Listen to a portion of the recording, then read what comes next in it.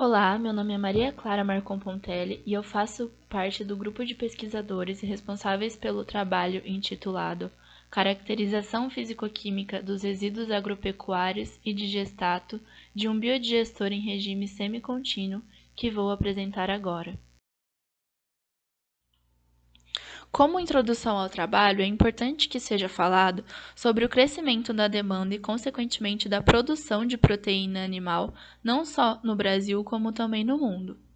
No Brasil, por exemplo, em 2020, foram produzidas mais de 13 milhões de toneladas de carne de frango, segundo a Associação Brasileira de Proteína Animal, o que garantiu que o país ficasse em terceiro lugar no ranking mundial de produção desse insumo.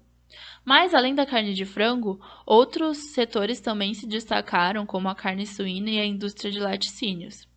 Essa demanda crescente favorece e incentiva um maior investimento tecnológico nesses processos de produção, que passam a ser grandes confinamentos bem desenvolvidos e que almejam uma produção maior em menos tempo. Isso gera, consequentemente, uma quantidade de resíduos significativamente alta e que tem um grande potencial poluidor se não tratada corretamente, devido à grande presença de matéria orgânica e de nutrientes em altas concentrações. Entre os resíduos citados está a cama de frango, o dejeto suíno e o soro de leite, que são os resíduos utilizados como substrato para uma codigestão na planta real que é estudada neste trabalho.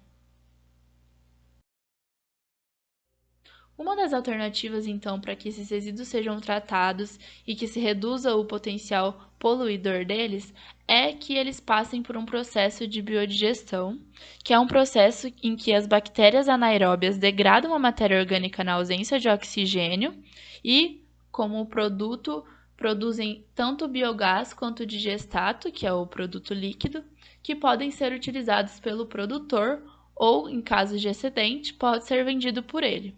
O biogás, por sua vez, pode ser utilizado como fonte de energia térmica, elétrica ou mecânica, que o produtor pode utilizar no processo de produção para diminuir seus custos, e o digestato como biofertilizante, caso ele tenha uma lavoura. Assim, geraria uma economia mais circular e, caso tivesse excedente, ele também poderia vender para as companhias elétricas ou, no caso do biofertilizante, para outros produtores, gerando uma renda extra. O objetivo desse trabalho é caracterizar fisicoquimicamente os substratos utilizados para a alimentação do biodigestor separadamente, sendo a cama de frango, o dejeto suíno e o soro de leite, também a mistura destes, o lodo e o digestato, todos provenientes do biodigestor que opera em regime semicontínuo e é localizado no município de Boa Esperança do Iguaçu, no estado do Paraná. Como metodologia, foram utilizadas análises laboratoriais, para a elaboração e obtenção de resultados que posteriormente foram comparados com os encontrados na literatura. Como primeiro método utilizado para a obtenção desses resultados está a determinação dos teores de sólidos totais, fixos e voláteis, em que foi realizada pelo método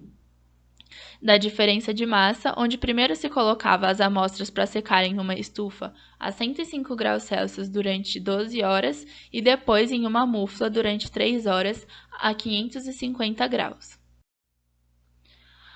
Para determinar a alcalinidade, foi realizado o método potenciométrico, onde as amostras são tituladas com uma solução padrão de ácido sulfúrico, abaixando seu pH inicialmente a 5,75 e depois para 4,3. A determinação de ácidos orgânicos voláteis foi feita aquecendo as amostras que estavam em um pH 3,3 e depois, quando essas estavam em temperatura ambiente, titulando-as com uma solução padrão de hidróxido de sódio até atingirem um pH 7. Para o nitrogênio orgânico total, as amostras são digeridas durante 4 horas em um bloco digestor com mistura catalítica e ácido sulfúrico concentrado e depois passam por um destilador de nitrogênio que resulta em amostras que posteriormente serão tituladas. Como resultado de tais análises e caracterizações, primeiro a gente tem os resultados para a cama de frango. Conforme então apresentado pela tabela 1, É possível observar que esse substrato apresentou uma relação de carbono-nitrogênio de 27 para 23, quando o esperado, de acordo com Elliger, são relações de 20 a 30 para 1. Mas isso pode ser explicado pelo elevado teor de nitrogênio presente na cama de frango in natura, devido à presença de excreções desses animais nesse substrato. Já na tabela 2, encontram-se os resultados para as análises de sólido e pH dos outros substratos, o soro de leite e o dejeto suíno, e também de diferentes pontos de coleta da planta real. É possível observar que, da entrada do biodigestor para a saída do biodigestor, houve uma redução de 65% de sólidos voláteis, o que permite concluir que houve uma eficiência no processo para a redução de carga orgânica.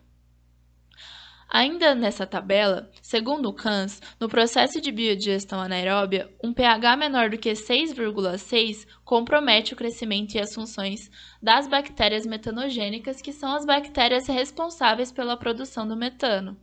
Portanto, com exceção do soro de leite, que já se é esperado que tenha um caráter mais ácido, pode ser observado que as demais amostras encontram-se nessa faixa. Na tabela 3, encontram-se os dados de alcalinidade e ácidos orgânicos voláteis e também algumas das relações entre eles que podem ser fatores inibitórios no processo. Segundo Grad e Lin, uma faixa entre 2.500 a 5.000 mg de carbonato de cálcio por litro para a alcalinidade é sugerida ideal, já que é capaz de promover o tamponamento do meio e evitar alterações bruscas de pH. Apesar das amostras do tanque de equalização e saída deste tanque serem as únicas que se encontram dentro dessa faixa, os demais resultados não foram problemáticos para o processo de biodigestão. Ainda nessa tabela, a relação entre ácidos voláteis e alcalinidade total, sugerida por Schwarzenbaum, varia entre 0,1 e 0,35. E com os nossos resultados, foi possível observar que apenas as amostras de lodo e saída do biodigestor estiveram na faixa sugerida. Segundo Meses, a faixa ótima entre a razão da alcalinidade intermediária e parcial para a manutenção da digestão anaeróbia está entre 0,3 e 0,4, e também que valores inferiores a estes podem representar uma subcarga no reator e valores superiores uma sobrecarga. Porém, segundo Chernysharo, essa relação pode variar de acordo com as características de cada substrato e mesmo que ultrapasse 0,3, como é observado da amostra da entrada do biodigestor, não significa necessariamente que haverá problemas no processo. Na tabela 4, encontra-se a relação carbono e nitrogênio para as amostras analisadas e é uma das mais importantes a serem verificadas para o equilíbrio do sistema. De acordo com Borovsky, o intervalo ideal é de 20 para 1 e 30 para 1. E, sendo a entrada do biodigestor uma das mais importantes para que esse padrão seja atendido, verifica-se que essa está dentro da faixa sugerida.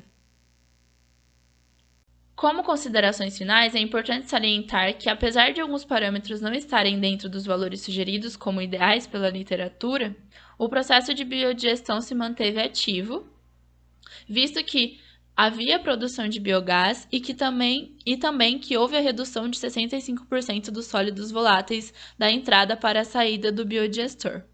Então, com isso, podemos concluir que o processo é eficaz para o tratamento desses resíduos e que pode servir como uma alternativa sustentável para o processo produtivo. Deixo aqui as referências utilizadas para a elaboração deste trabalho e o meu agradecimento ao evento pela oportunidade e a atenção dos que estão assistindo.